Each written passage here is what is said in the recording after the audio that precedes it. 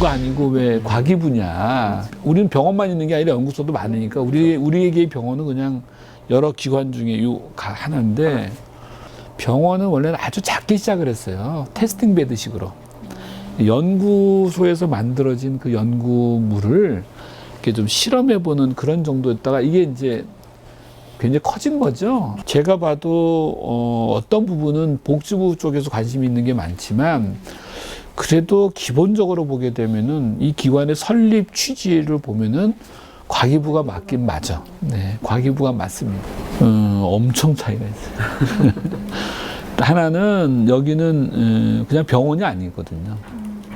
그러니까 원자력 의학원은 말 그대로 여러 가지 기능을 하는 그 어떤 기구들의 집단체예요.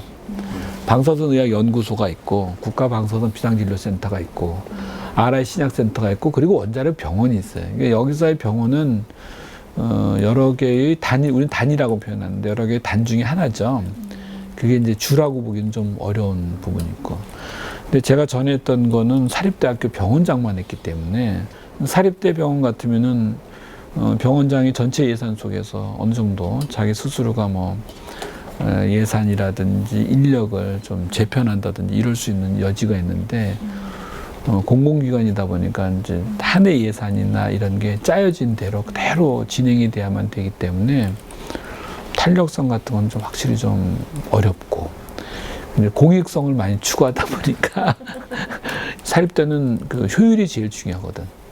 효율이. 근데 여기는 그게 효율보다 더 중요한 거는 이제 법과 원칙, 근로기준 뭐 이런 거. 이런 거, 공익성 이러니까 이런 구조 속에서 이런 공공의 영역에서 내가 할 수 있을까 그런 생각을 꽤 했어요. 시스템이 다르면 그 시스템에 맞게 또 어떻게든 발전 방안을 마련해 봐야 되는 거죠. 뭐 조금 마음을 좀 느긋하게 가져야 된다고 그러더라고. 막 급하게 뭘 하려고 하면은 여기서는 좀 어렵겠어요. 네. 그렇습니다. 전국에서 사용하고 있는 동위원소라는 게 있어요. 예. 검사할 때. 뭐 핵의학 이런 데서 쓰는 그 동위원소라는 게 있거든요.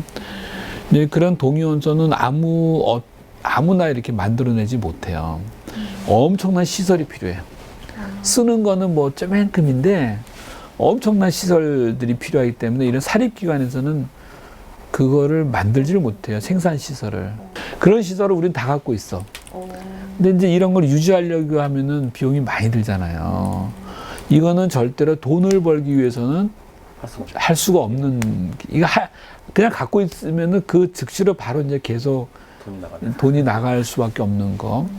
굉장히 시장에서 비싸게 이렇게 판매할 수가 있었는데 이게 이제 건강보험 급여 체계로 들어오면서 훅 떨어져 버렸어요. 이게 그러니까 생산시설이나 이런 거는 그대로인데 너무 단가가 떨어져가지고 이게 그런데만 일반 그 사기업 같았으면 야 그거 생산하지 마. 그렇죠. 이러면 끝나면 되는데 우리는 그걸 멈출 수가 없는 게 우리밖에 못 만드는 것들이 있어요. 우리가 안 만들면 우리나라에는 전국에 있는 병원에서 그거를 이용한 검사는 올 스톱이 돼버려야 되는 거야. 그러니까 이건 적자를 보면서도 해야만 되지. 그럼 그 적자를 어디서 메꾸느냐. 메꿀 수가 없죠. 그거는 이제 천상 우리 기관이 안고 가야 되는 예산 범위 내에서. 그러다 보니까 뭐 공공기관이 그렇잖아요. 공익을 위해서는 적자가 날 수밖에 없는 그런 구조고. 그러니까 이제 정부에서 출연금 사업이라든지 이런 걸 통해서 지원을 해주지. 저희끼리만 이렇게 좀 연구를 할 수 있는 그런 토대를 마련해 주는데 아무래도 어렵죠. 네, 어렵습니다. 하고 싶은 게 그거예요. 암 환자들의 전주기적인 관리를 해주고 싶어. 전주기적인 관리. 이게 무슨 말이냐면요. 이렇게 이제 진단을 받았어요. 그리고 마지막이 뭐가 돼요? 호스피스가 되겠지. 그죠? 그 중간에 항암 치료받고 수술받고 재발해서 또 오고 뭐 여러 가지 이벤트가 생기는데 우리나라의 모든 암센터들이 어떻게 하고 있느냐.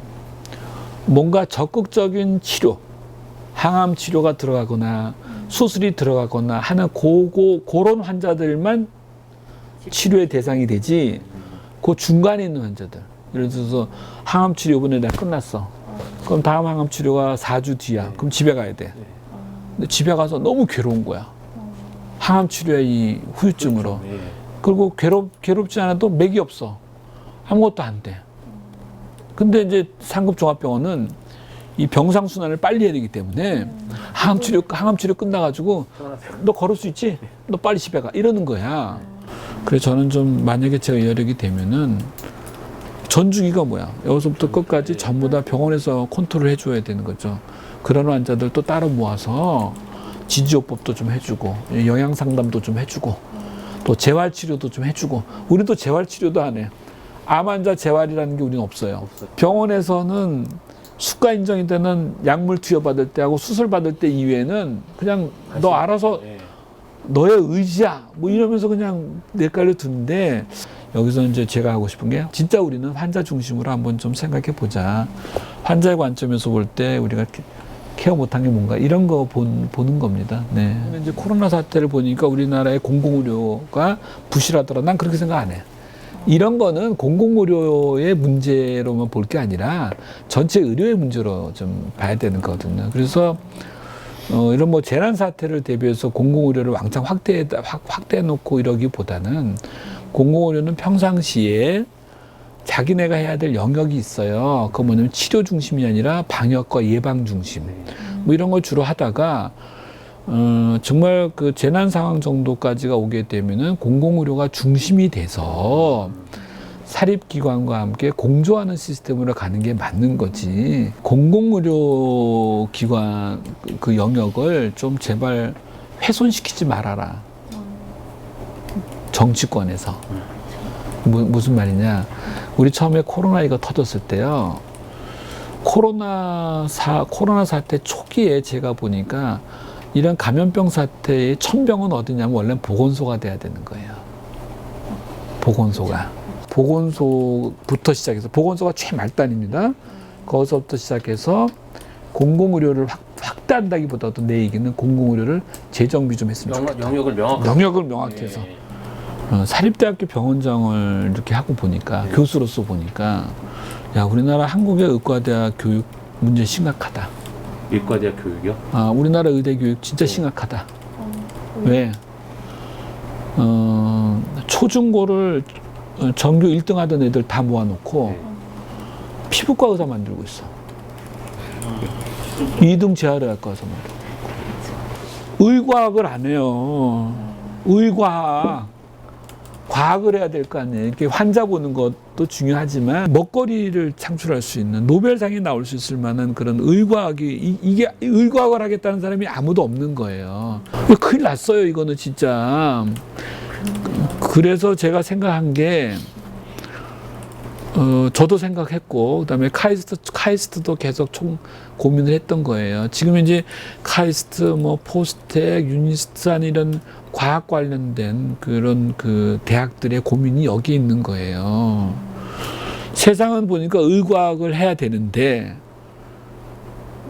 인제는 전부 다 의사 되고 난 다음에 피부과를 하겠다고 하니 이게 환장할 노릇이라서 이런 대학들이 의과학자 양성만을 목표로 한 의전원을 갖고 싶어 해요. 근데 카이스트하고 원자력의학원은 같은 과기부 산하 기관이에요. 그래서 제가 지금 여기 와서 제일 하고 싶어 하는 건 뭐냐면은 카이스트랑 손잡고 의과학자 양성을 위한 의전원을 만들고 싶은 거예요. 그거 하려면은 병원이 있어야 되잖아요. 실습병원도 있고. 우리는 말 그대로 의과학자 양성을 위한 병원으로선 딱인 거예요. 이게 연구 중심이거든. 모든 게 다 연구 베이스니까. 그래서 우리가 그냥 카이스트 의전원에 교육 수련병원, 교육 수련기관을 우리가 해주겠다. 돈을 벌기 위한 천병상 이런 게 아니라 말기암 환자, 희귀난치성 질환 환자들을 임상실험할 수 있는 이 안에서 꽃을 피울 수 있는 중심 기관이 되고 싶다. 과학기술 분야에, 의과학 분야에.